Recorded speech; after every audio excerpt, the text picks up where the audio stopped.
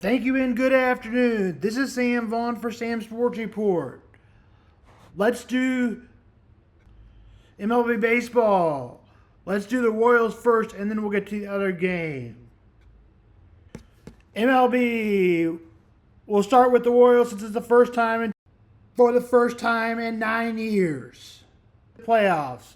After the Royals won their series against the Orioles, the Royals lost game 1, which was 6-5. They gave it one hell of a shot on Saturday. Tune in here for that.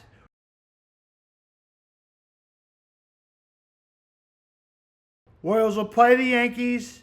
Royals will have Cole Gradians on the mound against Carlos Rendon. This is a must-win for the Royals to hopefully even it up and to go back to Kansas City. Key players for the series: Bobby Witt Jr., catcher Salvador Perez, who needs to lay off the outside pitches, Vinny Pasquantino, and that's the Royals. The Royals starting lineup looks a little different for the first time in the series. The Royals will have leading off Miguel Garcia. Batting second will be Bobby Witt Jr. Batting third will be Vinny Pasquantino. Batting fourth will be Salvador Perez. Batting fifth will be Yuli Gurriel. Batting sixth will be Michael Massey. Batting seventh, Tommy Pham. Batting eighth and Hunter Renfroe. Hampson will get the start in center field over Kyle Isbell. And in right field, Hunter Renfroe. That's the Royals lineup.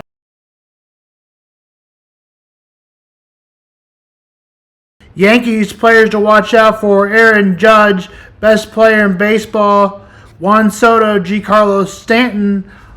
On Saturday, though, other stars showed up. Gleyber Torres, Jazz Chisholm showed up, and he was the winning run. First pitch, again, 5:38 Central and 6:38 Eastern. Cole Gradians and Carlos Rodon will be the starters. For the Tigers and Indians, the Tigers are into 4-0-0. Players to watch out for in these series: first baseman Spencer Torkelson, Trey Sweeney, Parker Meadows, and Kerry Carpenter, and Will Vest. That's for the Tigers. Jason Fleury and Riley Green. Fleury is a closer. Tigers, Terry Scubula. Indians pitcher Guardians pitcher also from Emil Klaus has been outstanding and had a below ERA of 1 in the regular season. Top 5, 0-0 in the Tigers game. And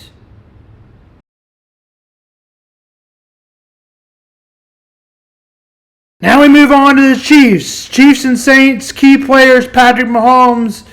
And the big news out of Kansas City Chiefs roster: Kareem Hunt will be the running back, and Juju Smith-Schuster and Travis Kelce. NFL, also watch out for Chris Jones. A big game for him as the Saints don't defend the pass rush. So look out for players like Nick Bolton and cornerback Trent McDuffie, and could use one from wide receiver Juju Smith-Schuster, as Rashid Rice and Hollywood Brown, Marquise Brown, his actual name, and Isaiah Pacheco are out for the Chiefs. For the Saints, look for more production like David Carr, Alvin Kamara, Chris Olive. For the defense, Peter Warren and Willie Gay. And former Chief Tyrann Mathieu at the safety position. They also have Marshawn Latimer. Kick is at 7:15. Chiefs by 5. I'm going to take the Chiefs 28-21. Now we go on The Bears and Panthers were the first ones to square off, as we'll give you the second most popular team of my fans. Chubb Hubbard, 38 yards for the Panthers. Oh boy, is it an upset for the Bears to lose to the Panthers? Not so much, as they got a DJ Moore touchdown, 34 yards, and by half it was 27-7. DJ Moore had another 30-yard touchdown. Caleb Williams had over 300. Panthers only scored a field goal in the second half. Bears scored 9. 36-10 was the final. DJ Moore also looked like the old DJ Moore, and DJ Moore and Caleb Williams had their best combo this year, as Caleb Williams is a rookie. Commanders and Browns game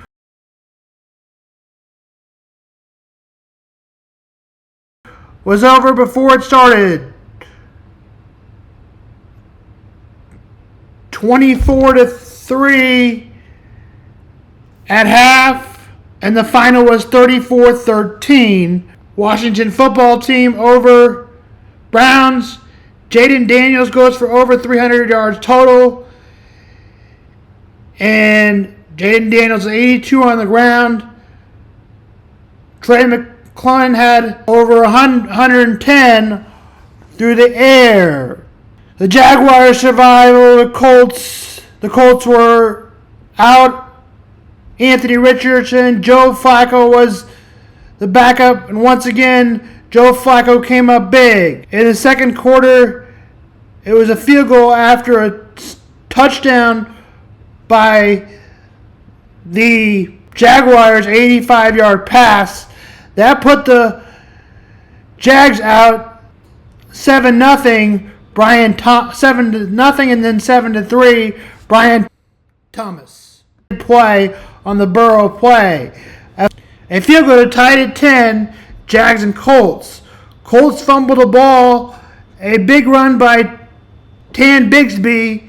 End zone. 20-10. Colts to respond with a touchdown. 2017. Another touchdown by the Jags. 27-17.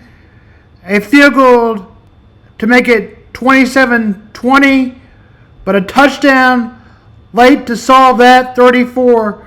2 touchdowns on a 1-yard play from Trey Sermon and Antonio Pierce, 65-yard pass to tie the game at 34. And a late field goal with 17 seconds to go, a 49-yard attempt. 37-34 Jaguars.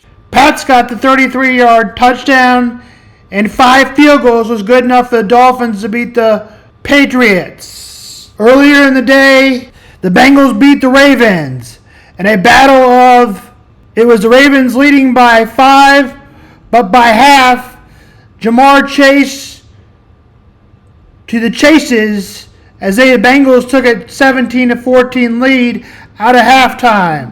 On the opening drive, T. Higgins connected for a big play, a touchdown. Baltimore got off a huge drive of a play of 55 yards.